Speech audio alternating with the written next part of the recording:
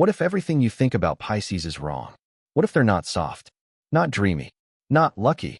What if the reason they survive things that destroy other people is because they never step into the explosion in the first place? Think about this carefully. How many times have you watched a Pisces leave a job right before layoffs? End a relationship weeks before cheating gets exposed? Pull out of an investment that everyone else swore was guaranteed success? And what did people say? They're so lucky. But here's the uncomfortable question no one wants to ask. If it's luck, why does it keep happening? Luck is random. This isn't random. This is a pattern. And patterns mean strategy. Now here's where things get tense. There are two camps when it comes to Pisces. One group says Pisces is blessed, protected, guided. The universe shields them from chaos. The other group says no. Pisces just doesn't run into walls like everyone else.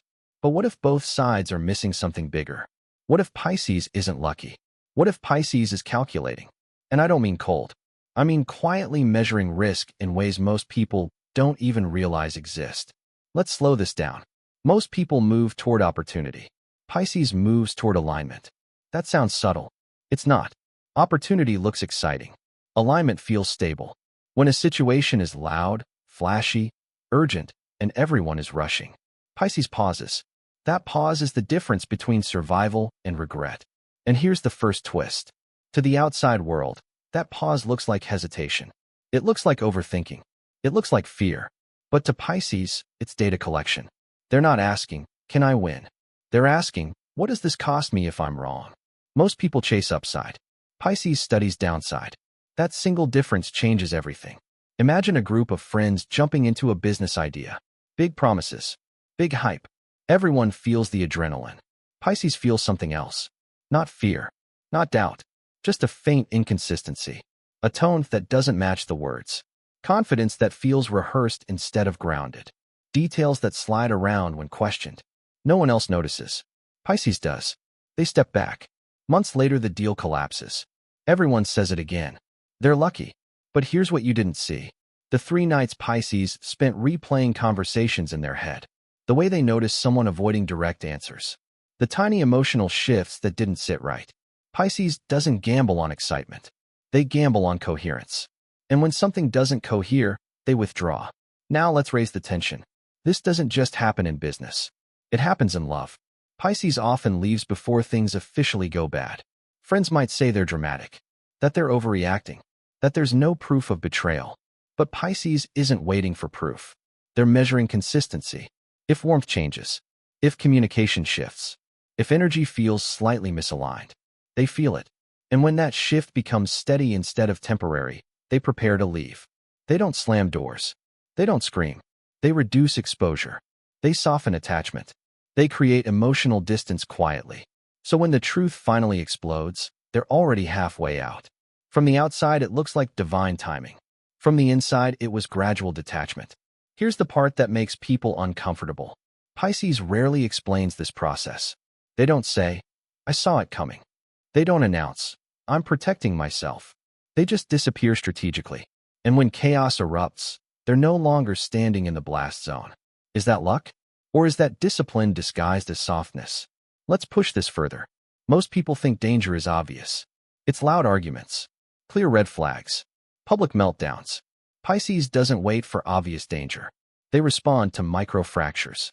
A sentence that feels slightly off. A promise that carries hesitation. A vibe that changes in a room without visible cause. Most people override that feeling. They say, I'm probably imagining it. Pisces says, maybe I'm not. That's the moment everything splits.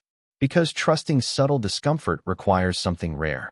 It requires valuing intuition over social pressure. Most people don't. Pisces often does. Now here comes the controversial part. Some people say Pisces avoids risk because they're scared, that they miss big opportunities, that they play small. And sometimes, yes, Pisces does walk away from something that could have worked. But here's the difference. Pisces would rather miss a maybe than survive a catastrophe. They're not chasing the biggest win. They're preventing the deepest loss. That's not weakness. That's risk management. And it's incredibly strategic. Let's create another high-tension moment. Imagine 2 people standing in fog near a cliff. One says, we can't see the edge, but it's probably fine. The other says, something feels wrong. The first person keeps walking. The second steps back. When the first falls, we don't call the second perceptive. We call them lucky. But stepping back before proof is not luck. It's awareness plus restraint. And restraint is one of Pisces' most underrated weapons. Now let's talk about conflict. Have you noticed how rarely Pisces gets dragged into long public wars? They disengage early. They don't feed escalation. They don't need to win every argument. They care about energy economy. If a conversation starts draining more than it builds, they retreat. People call it avoidance. But what if it's optimization? What if they simply refuse to invest in losing battles? Another rise in intensity. Pisces doesn't stay in environments that feel unstable, even if those environments look successful from the outside. If leadership feels off, if loyalty feels thin, if intentions feel layered, Pisces begins planning an exit. Not loudly, quietly. So when collapse eventually happens, they're already gone. And once again, someone says it. They always land on their feet. Yes, because they move their feet before the ground breaks. Now here's a deeper truth. Pisces has been burned before. They have trusted too deeply, stayed too long, ignored their intuition because they wanted to believe the best. And those moments hurt. But here's the evolution. When Pisces learns, they learn permanently. They sharpen their radar. They become more precise. So the version of Pisces you see now is not naive. It's calibrated. You're not watching someone lucky. You're watching someone who paid attention to their own pain. That refinement looks effortless, but it was earned. Let's take this to a psychological level. Pisces reads patterns in behavior, not just words. Patterns in tone, in timing, in emotional rhythm. If someone's energy doesn't match their promises, Pisces feels tension.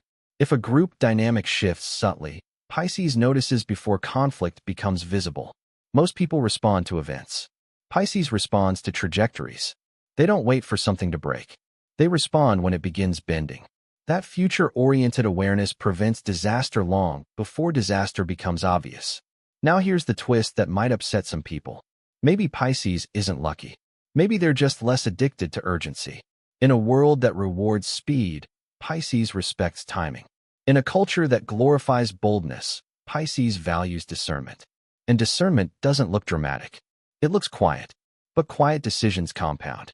Every time Pisces listens to that subtle internal warning instead of social pressure, they alter their path slightly. One small shift, another small shift. Over time, those shifts create a completely different outcome. So when chaos hits others, Pisces isn't untouched because fate spared them. They're untouched because they changed direction earlier. That's not mysticism. That's micro-adjustment.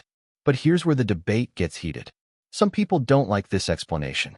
Because if Pisces isn't lucky, then maybe other people ignored signals they shouldn't have. And that realization stings. It's easier to believe someone else is blessed than to admit we dismissed our own intuition. So the myth of Pisces being lucky survives.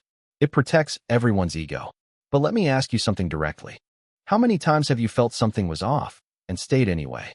How many times did you silence that quiet internal warning because you didn't want to seem dramatic? Pisces doesn't always silence it. And that's the edge. Now here's the final climb. Pisces doesn't need to win spectacularly. They need to avoid losing catastrophically. They don't crave the biggest spotlight. They crave sustainable peace. They don't rush into storms to prove bravery. They step aside and let storms pass. And when the dust settles, they're still standing. So is that luck? Or is that emotional intelligence stacked over time? Is that destiny? Or is that discipline? Maybe Pisces isn't protected by the universe. Maybe they protect themselves by refusing to betray their intuition. Maybe what looks like fortune is actually awareness. Maybe what looks like magic is just attention. And maybe the reason this conversation creates tension is because deep down, everyone has access to that same inner signal. But not everyone listens. So I'll leave you with this. Next time you see a Pisces avoid something that destroys everyone else. Before you call it luck, ask yourself one honest question. Did they get lucky? Or did they simply notice the tremor before the earthquake? If you're a Pisces, tell me this. Do people call you lucky when you know you just trusted your gut? And if you're not a Pisces, be honest. Have you ever ignored a feeling that later proved right? Drop your thoughts below. Because this debate isn't about astrology anymore. It's about awareness. If this shifted how you see Pisces, share it with someone who swears they're just lucky. And if you want more deep dives that challenge what you think you know about the Zodiac, Make sure you subscribe and stay with us. Sometimes the strongest move isn't charging forward. It's knowing exactly when to step back.